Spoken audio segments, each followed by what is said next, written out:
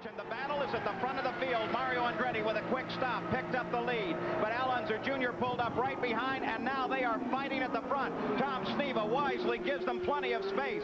Little Al pulls up behind Mario Andretti. Now he's right at the back door and trying to get past Mario. As Mario loses it, Mario kisses the wall, and Little Al keeps it going and goes on through. The parts even hit his car, came right over the top, Paul. That was really... Now this should help Little Al. I hate to say it in the fuel deal. I don't hate to say it. But Little Al's missing a wing. Now that is gone. That hasn't been a factor here. Other people have had that happen and done very well. It probably is going to hurt him that bad because Michael is able to pull up on him. Here's another view of this same situation, Bobby. Both cars heading for the corner. Little Al comes to the inside, and the problem was Al's. Little Al ran right into the back of him. That's where his wing went, and some of those parts we saw flying around was Little Al's front wing. He's done extremely well. Finished second in Detroit last week. Al Unser Jr. in pursuit of Scott Pruitt comes to the inside in the first turn. They're side by side. Al over the curb and into the side of Pruitt. Little Al slides off of the course. Pruitt continues on in that fight for 7th place. But Little Al, he can get going again. Back on course. Oh, his wing is knocked way out of shape, as we can see there. Take a look at that rear wing. Al Unser Jr. has a problem. He'll go to the pits. In the meantime, let's get this new wing in. Now let's take a look at this again. On board with Little Al. He tries to get inside Scott Pruitt. Yeah, he's pulling down on the inside, heading for the chicane, trying to outbrake him up over the curb hard. He lost it there and spun as they touched. He's still got it running. You can see his oil light going there, and he gets the car in first gear. Gets back underway. Of course, the wing was broken, and I'm sure he felt it dragging. He picks up. Just before the race, taking a very careful look at that race car, but he's taking a look at 3 or 4 laps and what's happened right here, as you will now see what happened to the Doug Shearson car number 30. Here they are. There's Daly in the red car on the outside. The red, white, and blue car is the Shearson car, being driven by the man who finished 3rd. Ooh, he really took a lick.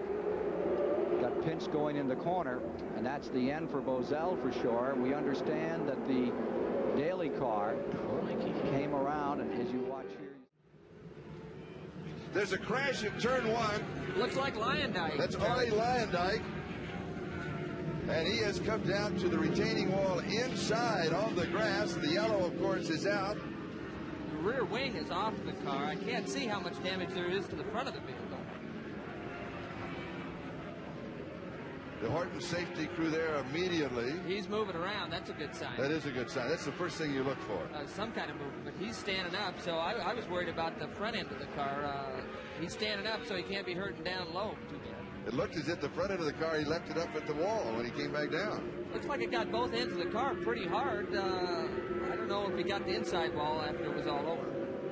Here It's it is, hard to tell. dragging the rear wing behind him there, and it falls off and flies into the air. He's heading towards the inside wall. Contact there right on the nose cone, but fortunately the speed was dragged off pretty good by that time. Lyondike in the 18th starting position. So 3 excellent views as the field begins to pick up speed now and rolls toward the green flag.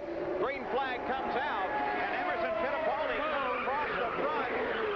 But we've got an accident in the first turn as several cars involved, and right there, Kevin Kogan, we're talking about tire temperatures. Yep, that's exactly what it was. John Andretti got a little bit wide, and looks like is that John Andretti? Yeah. And Didier Taze, his teammate, also got caught up in it, but he was on the tail end of it. Pancho Carter also there. 4 cars actually involved in this situation. A great misfortune, both of the Granatelli cars. Take a look. You can see one of the Granatelli machines loses it.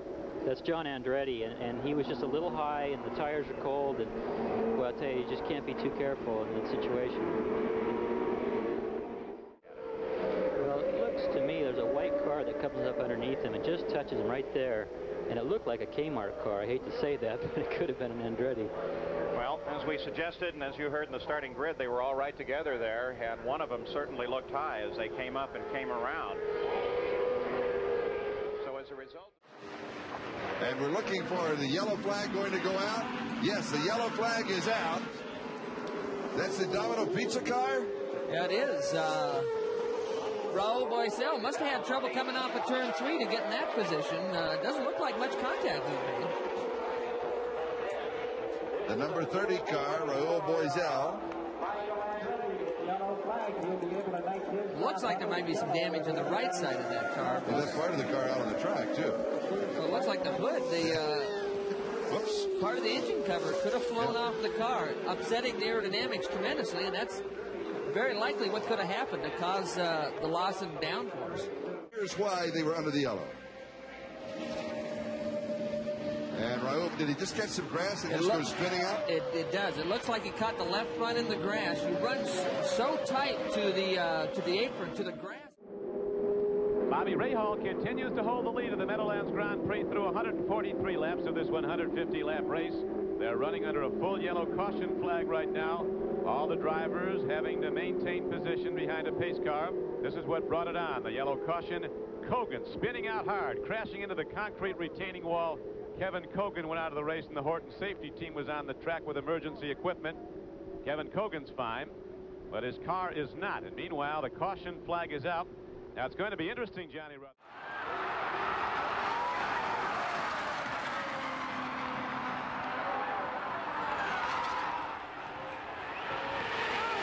Fittipaldi comes inside Little Al. A drag race on the backside again. Slower traffic moves to the right. Can Fittipaldi get past? Little Al brings it down low. They touch. Little Al into the wall. Fittipaldi continues on. Little Al slams the wall as Emerson Fittipaldi screams toward the white flag. The yellow flag comes out. Al Unser Jr. taps with Emerson Fittipaldi. They are on the main stretch now, but is Fittipaldi's car fit?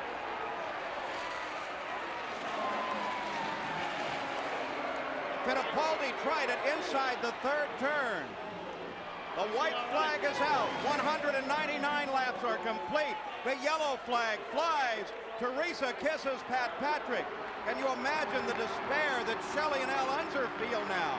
Because for the second year in a row, he's okay. Little Al climbs out of his car. God, going in the turn. Here we go, Bobby Unser on the backstretch as Little Al and Emo race closely together.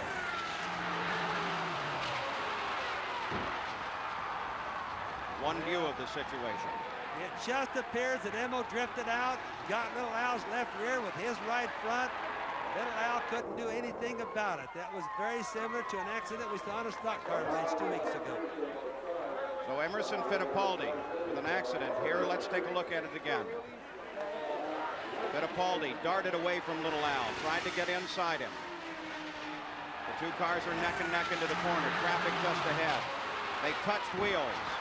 Little Al went sliding into the wall. Fittipaldi was able to maintain control.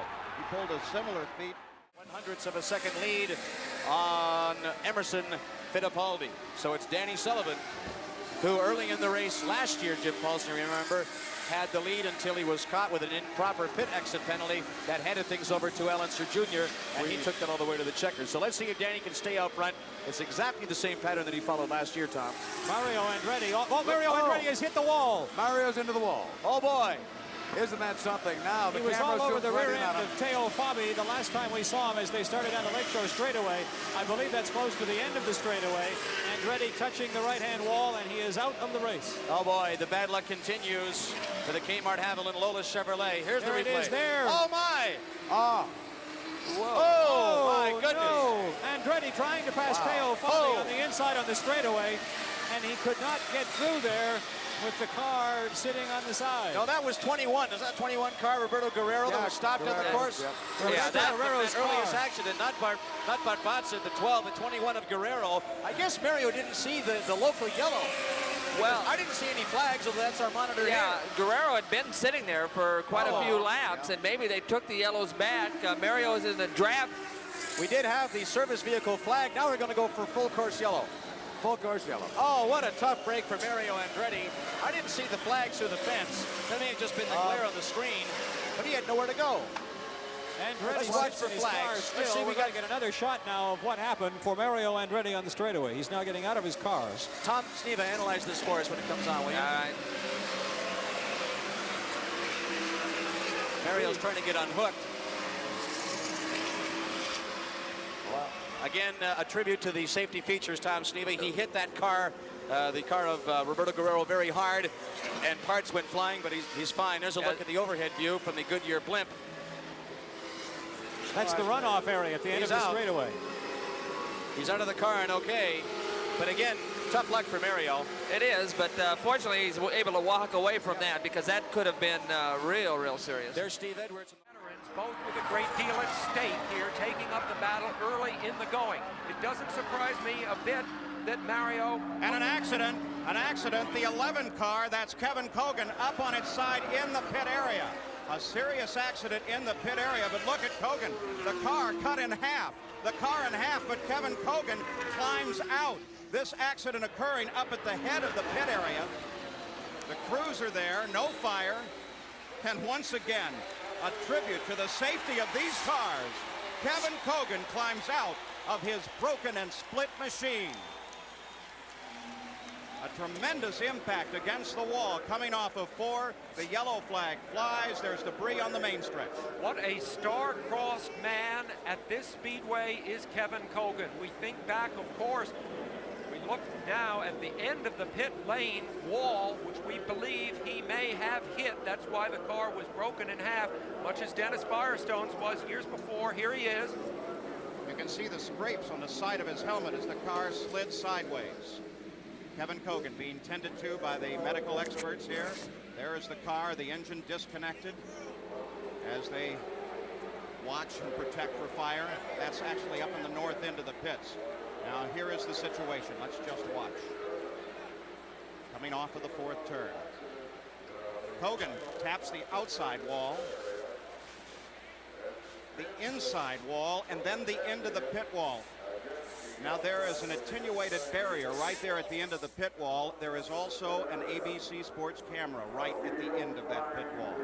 The field now very slow behind the pace car. Here is that camera at the end of the pit wall. You see Cogan sliding. He comes down. Now watch. There is the car, Sam Posey. You can see that he was high coming through turn 4, Paul. High, slightly out of the groove, and right there, he impacts the wall and starts toward the inside of the track. Spinning backwards, this may have saved his life, that he hit backwards when he hit really hard for the first time. Now, of course, he impacts the end of the pit wall. And now sliding across to the inside of the pit wall. The newly resurfaced pit lane there. You see him coming to a rest. I said